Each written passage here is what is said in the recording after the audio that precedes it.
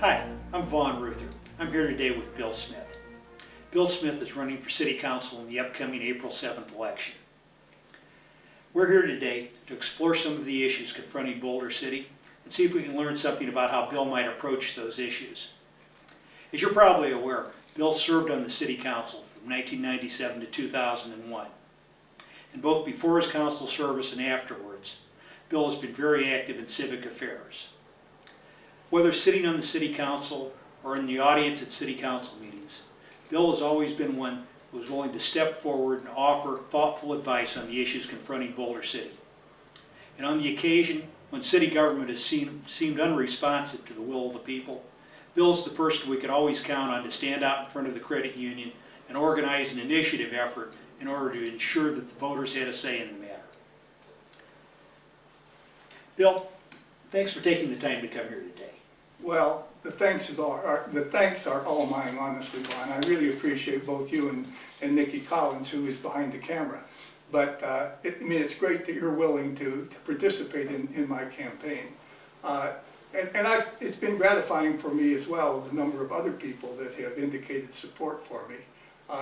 And many wonder, honestly, why I'm running again. I think the community needs to know that basically my lifestyle has changed. For the last 10 years or so, my wife and I have been very busy and involved with travel, bringing various travel products to the community here and helping various organizations, churches, Chamber of Commerce, Rotary clubs and such to raise money. Fact is, I think we were quite successful because we've helped in the last 10 years to raise almost $1 million. But now we're not going to be doing that anymore because my wife's not able to. But I really feel the need to be involved, and particularly involved in Boulder City. I think the community needs the kind of service that I could provide, and hopefully the voters will too. But again, I appreciate so much the two of you being here to help me out. Okay. Well, let's talk about some of the issues, Bill. Okay. Bill, when I listened to the candidates for City Council discuss the issues, one of the issues that they all seem to think important is the size of the city debt and the need to reduce the city debt. And what I don't hear much talk about is why do we need to reduce the city debt? After all, the City Council must have known payments were coming due when they took on the debt. And did they somehow take on more debt than they could service? Did the revenue sources suddenly dry up, or is it really that big a problem? What are your thoughts on this? Well, the real bottom line is their business plan was faulty. And that was the real problem, is the city decided it was going to go into business. Not only the golf course, but the second water line as well. Because they brought that second water line in order that they could increase their business potential as far as Boulder City was concerned. But in both cases, their calculations were faulty. They were faulty before the present economic situation. And so for the last 5 or 6 years, the city has known that the debt was basically unserviceable with the income that was coming from it. The golf course has been a liability right from the start, and it hasn't serviced any of the debt that was a part of it, which is about $10 million. As far as the second water line was concerned, most people don't really realize that there's a $35 million debt on the second water line. And it was projected that the water sales from the water line to the golf course and also to a number of other facilities would help pay for that water line. As it turns out, there's not a drop of water coming through that water line that couldn't come through the existing facilities that we had before we built the second water line. So yeah, we're in real trouble as far as servicing debt is concerned. Now they're talking about $25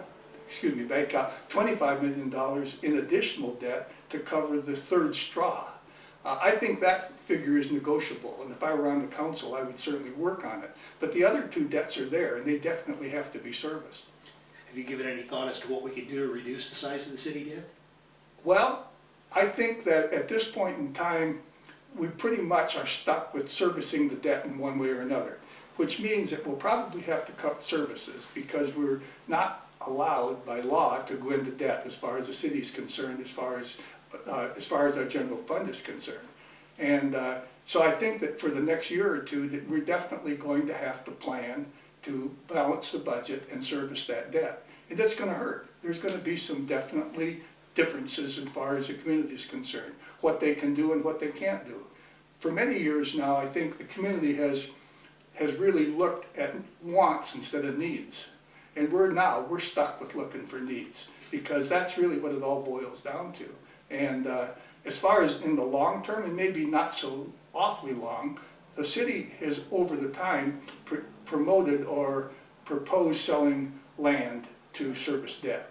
In mostly land which would have been lots around the golf course. Now, twice this has been turned down by the voters. And I think for a couple of reasons. I think people thought that it was not a good idea to sell lots around a golf course that had a very questionable future. And if we aren't going to be able to keep the golf course, we don't want people making a fuss because we pulled the golf course away from their houses.